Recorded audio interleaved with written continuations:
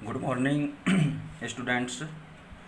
Today we discuss about magnetic property of solids. ठीक है, जो अपने इस लेसन का लास्ट टॉपिक ही है। तो अब इसमें जो मैग्नेटिक प्रॉपर्टीज पर बात करें सॉलिड्स में, तो क्या होता है कि कोई भी जो सॉलिड्स होता है, ठीक है, वो सॉलिड्स में क्या है कि मैग्नेटिक प्रॉपर्टी शो होती है। और वो उसका रीजन क्या होता है कि जो इलेक्ट्रॉन्स हैं, कि किसी भी एलिमेंट्स का क्या है कि इलेक्ट्रॉन्स जो होते हैं, वो इलेक्ट्रॉन्स क्या है कि उनकी कुछ वैल्यू क्या होती है कि मैग्नेटिक वैल्यू होती है। ठीक है, तो ये क्या है कि भाई इलेक्ट्रॉन्स की प्रेजेंस पर बात होगी यहाँ पर, तो इलेक्ट्रॉन्स का मोशन पर बात होगी। तो मोशन किस किस तरह से भी इलेक्ट्रॉन्स का अपन मोशन जानते हैं कि एक तो क्या होता है कि जो न्यूक्लियाई होती है, न्यूक्लियस होती है, इसके अराउंड यानी कि ऑर्बिटल्स पर इलेक्ट्रॉन मूव करते हैं। और एक होता है कि अपनी एक्सिस पर जो इलेक्ट्रॉन्स होते हैं वो अपनी एक्सिस पर भी क्या करते हैं कि स्पिन करते हैं। तो इसमें क्या है कि एक्सिस पर, और एक क्या हो जाएगा एक्सिस पर, तो ये इस तरह का मोशन दिखा देंगे अपन, और न्यूक्लियस के सराउंडिंग में इस तरह से, यानी कि ऑर्बिटल्स पर जो इलेक्ट्रॉन मूव करते हैं, और एक क्या है कि अपनी एक्सिस पर इलेक्ट्रॉन में क्या होता है, मोशन होता है। ठीक है, तो इन दोनों रीजन से क्या होता है कि इनमें मैग्नेटिक मोमेंट फॉर्म होता है। ठीक है, अब जैसे इसमें अगर अपन बात करें न्यूक्लियस, ये तो हो जाएगी न्यूक्लियस। ठीक है, इसके अलावा ये क्या है कि ऑर्बिटल है जिस पर क्या है कि इलेक्ट्रॉन मूव कर रहे हैं, और ये क्या है इसका मैग्नेटिक मोमेंट है। क्या है, मैग्नेटिक मोमेंट है। ठीक है, इसी तरह से अगर अपने ऑर्बिटल्स पे बात, उस पर एक्सिस पर बात करें, इलेक्ट्रॉन की एक्सिस, तो एक्सिस पर ये किस तरह से मोशन करेंगे कि ये तो क्या है कि मोशन हो जाएगा अपने उस पर एक्सिस पर, ये इसकी एक्सिस पर ये इसका मोशन सपोज कर लिया अपन ने। ठीक है, ये इलेक्ट्रॉन्स हैं और ये क्या है, मैग्नेटिक मोमेंट्स हैं।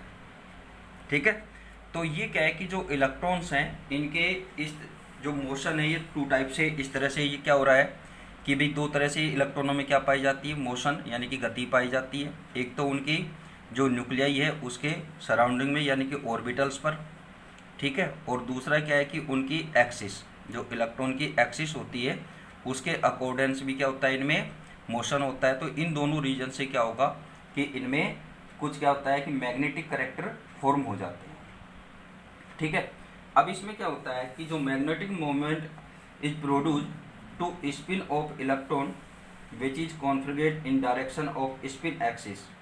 ठीक है, इसके अलावा बात होती है कि जो मैग्नेटिक मोमेंट है, इसके अलावा जो इलेक्ट्रॉन्स होते हैं, इलेक्ट्रॉन में स्पिन होता है, और वो स्पिन क्या है कि जब अपन कोई भी जो सेल बनाते हैं तो उसमें इलेक्ट्रॉन को अपने इस तरह से रिप्रेजेंट करते हैं। तो जो इलेक्ट्रॉन है यानी कि पेरी में जो इलेक्ट्रॉन होते हैं, तो उनमें एक की डायरेक्शन तो इस तरह से और दूसरे की डायरेक्शन इस तरह से, यानी कि दोनों की ऑपोजिट साइड होती है। और जब क्या है कि किसी भी ऑर्बिटल्स में क्या होता है कि इलेक्ट्रॉन पेयरिंग में होते हैं, तो क्या होगा कि पर इलेक्ट्रॉन के द्वारा इक्वल अमाउंट में क्या होगा कि मैग्नेटिक मोमेंट बनता है, मैग्नेटिक कैरेक्टर उसमें फॉर्म होते हैं। तो क्या है कि दोनों इलेक्ट्रॉन क्या है कि सेम करेंगे, लेकिन इनकी डायरेक्शन क्या है, ऑपोजिट है। तो इस रीजन से क्या है कि ये दोनों को क्या कर देंगे, कैंसिल कर देते हैं, यानी कि दोनों के इफेक्ट क्या हो जाएंगे, आपस में एक दूसरे से ही कैंसिल हो जाएंगे। ठीक है, अगर क्या होता है कि किसी भी ऑर्बिटल में अनपेयर्ड इलेक्ट्रॉन है, तो उस कंडीशन में वो क्या करेगा, मैग्नेट की तरह बिहेव करेगा। ठीक है, यानी कि जो मैग्नेटिक मोमेंट है, यानी कि मैग्नेट जो मैग्नेटिक करेक्टर की बात कर रहे हैं, तो मैग्नेटिक करेक्टर यानी कि नंबर ऑफ अनपेयर्ड इलेक्ट्रॉन्स पर डिपेंड करता है कि किसी भी एलिमेंट का जो एटम्स हैं, उस एटम में नंबर ऑफ अनपेयर्ड इलेक्ट्रॉन जितने ज़्यादा होंगे वो क्या होगा, उतना ही ज़्यादा मैग्नेटिक होता जाएगा। ठीक है, तो अब देखिए आप अपने इससे देखते हैं अपन, a certain magnetic moment is present with each electron due to which solid substance show magnetic properties। ठीक है ना, कि सॉलिड सब्सटेंस क्या है, ईच इलेक्ट्रॉन, इलेक्ट्रॉन्स का रीजन आपसे बता ही दिया मैंने, ठीक है।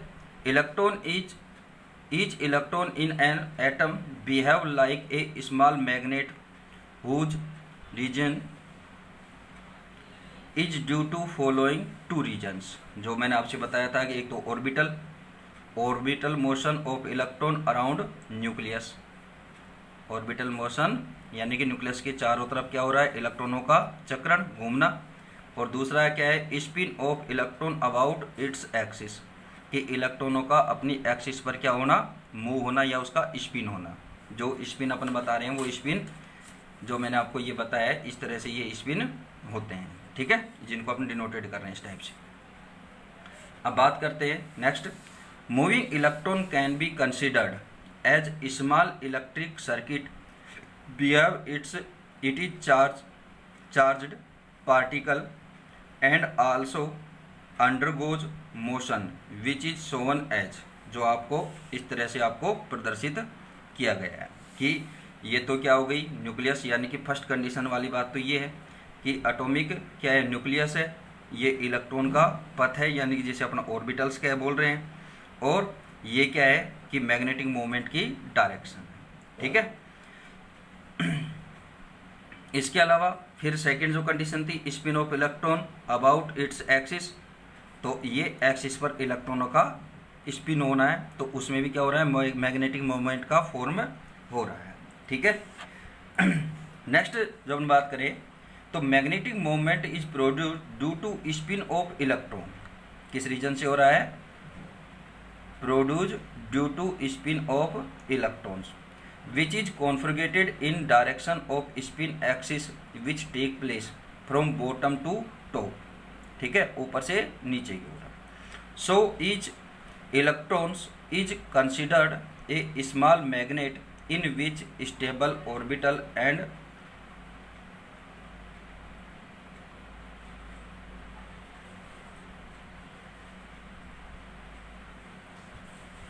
and spin magnetic moment are present।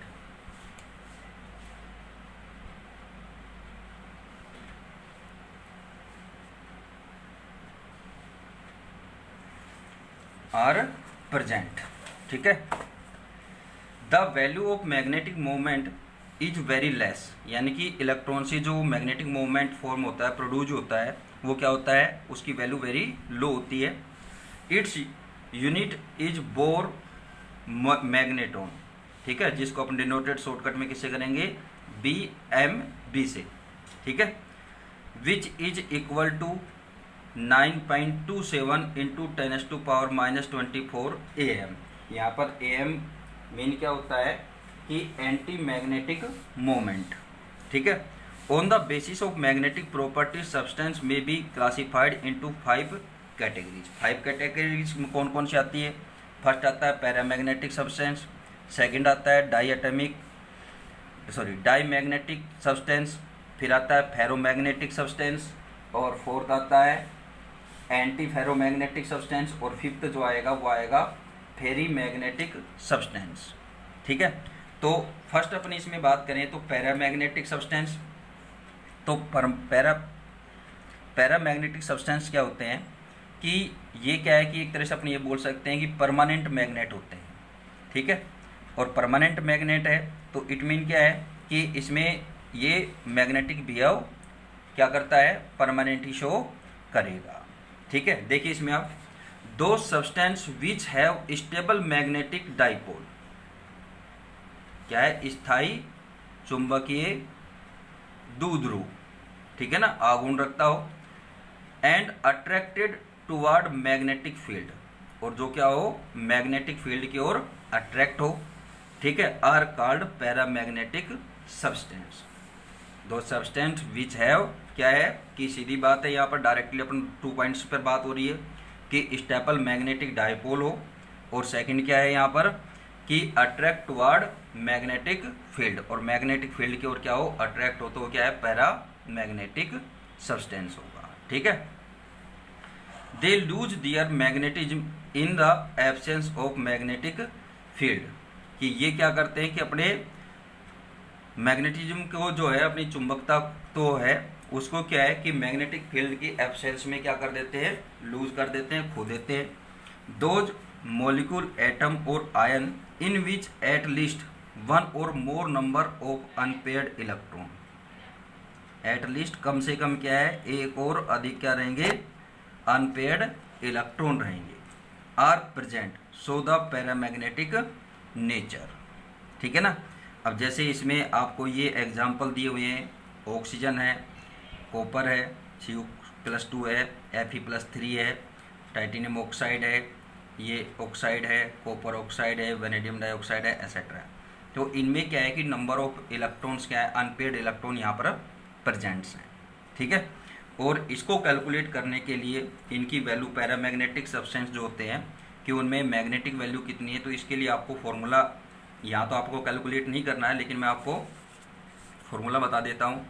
यहाँ पर क्या होता है, n√n+2 इक्वल टू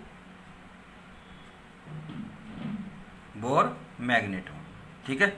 यहाँ पर n किसको डिनोटेट कर रहा है, n इक्वल टू क्या है कि नंबर ऑफ अनपेयर्ड इलेक्ट्रॉन्स। ठीक है। अब किसी भी सब्सटेंस में आप इसको कैलकुलेट करना चाहते हैं, तो जैसे सोडियम ले लिया, तो सोडियम का इलेक्ट्रॉन कॉन्फ़िगरेशन क्या होता है,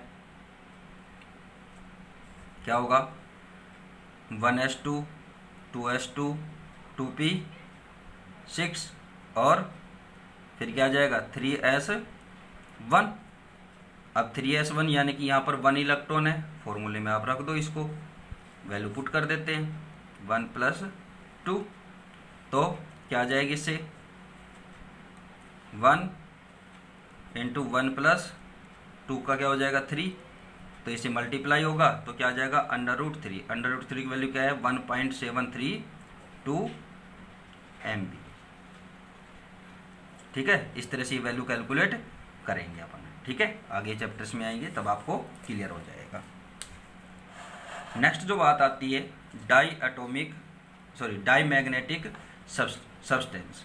डाईमैग्नेटिक सब्सटेंस क्या है कि पैरामैग्नेटिक के बिल्कुल ऑपोजिट होता है।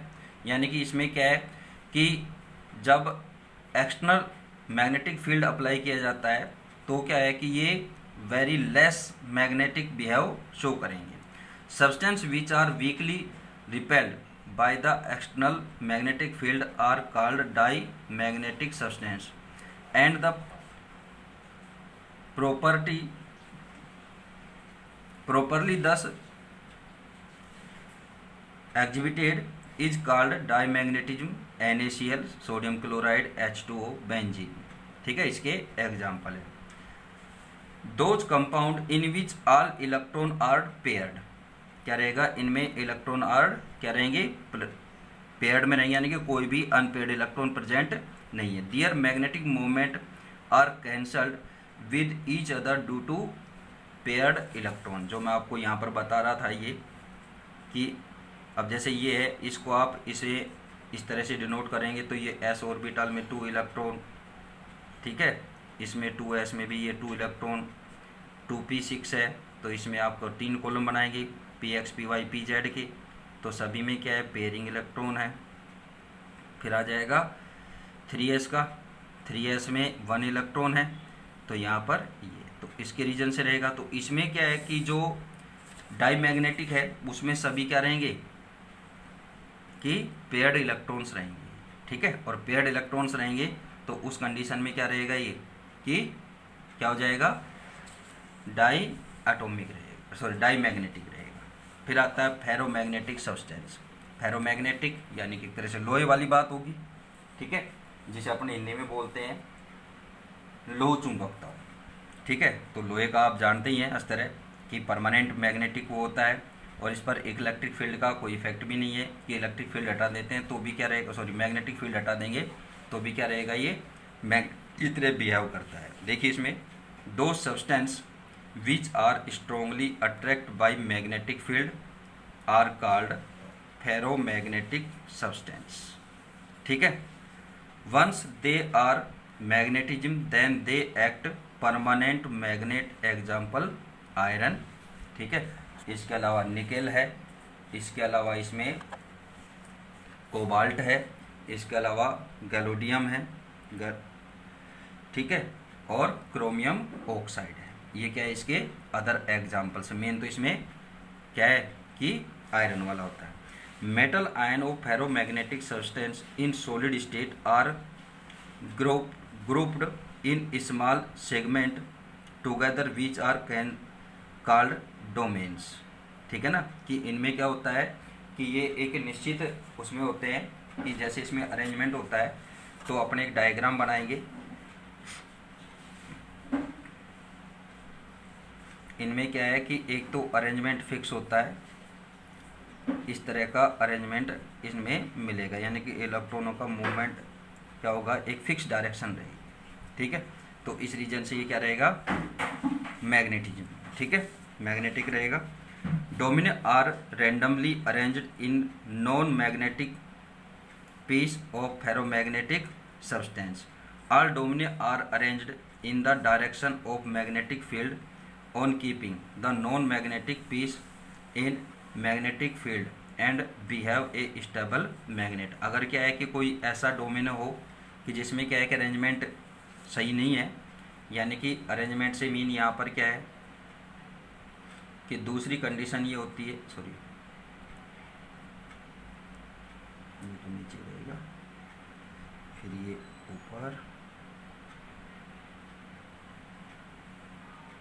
इस तरह का अरेंजमेंट हो जाए, एक ऊपर एक नीचे, टॉप बॉटम इस तरह से। तो जब इस पर क्या है कि मैग्नेटिक फील्ड लगाया जाएगा तो इनका अरेंजमेंट कैसा हो जाएगा, सेम इस तरह का हो जाएगा, और ये क्या बन जाएंगे, क्या बन जाएंगे, फेरोमैग्नेटिक। नेक्स्ट आता है anti ferromagnetic substance. Domain structure of anti ferromagnetic substance like manganese oxide in same as that of ferromagnetic substance, but their domains are arranged opposite to each other due to these domain field cancel the magnetic moment to each other।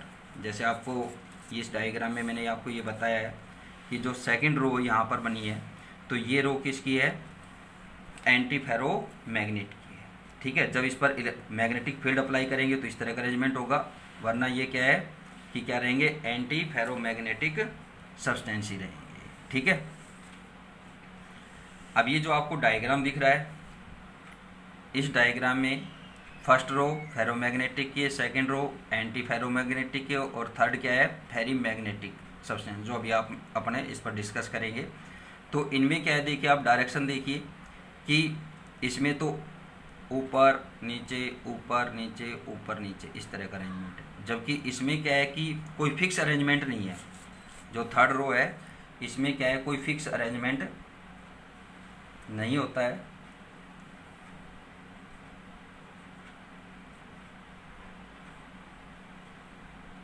ठीक है, ऐसे आप इसमें किसी भी तरीके से आप यहाँ पर बना देना।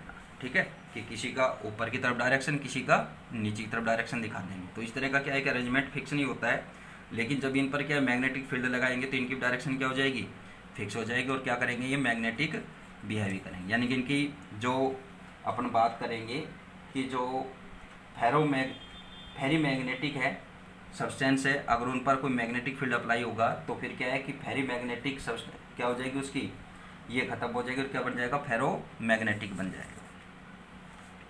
देखिए इसमें when alignment of magnetic moment of domains of substance are randomly arranged in parallel and anti parallel direction, then such substance are called ferrimagnetic substance. These are attracted weakly by magnetic field in comparison to ferromagnetic substance. Magnetite, ये जो अपने metals होती हैं, तो ये metals क्या अपने को प्योर सब्सटेंस में नहीं मिलती है, तो ये क्या है कि किसी न किसी अदर इम्प्योरिटी के साथ मिलती है। तो मैग्नेटाइट क्या है कि जो लोहा है, यानी कि जो आयरन है, उसका एक क्या है कि कंपाउंड्स हैं। ठीक है, एंड कुछ एग्जाम्पल्स और हैं। फेराइट, ठीक है ना, फेराइट्स, यहाँ क्या है इसका फॉर्मूला M+2 यानी कि मेटल क्या मिलेगी +2 ऑक्सीडेशन स्टेट मिलेगी FeO4। अब यहाँ M इक्वल टू क्या ले सकते हैं मैग्नीशियम, तो फॉर्मूला क्या बन जाएगा मैग्नीशियम Fe2O4, ठीक है फेराइट्स में। इसी तरह से मैग्नीशियम जो कॉपर आ जाएगा, जिंक आ जाएगा, यानी कि जिसकी 2 ऑक्सीडेशन स्टेट है वो इसके साथ आ जाएगा, ठीक है। अब नेक्स्ट जो आता है पायरो इलेक्ट्रिसिटी आता है, तो ये आपको नेक्स्ट वीडियो में इस पर बताएंगे। Thank you.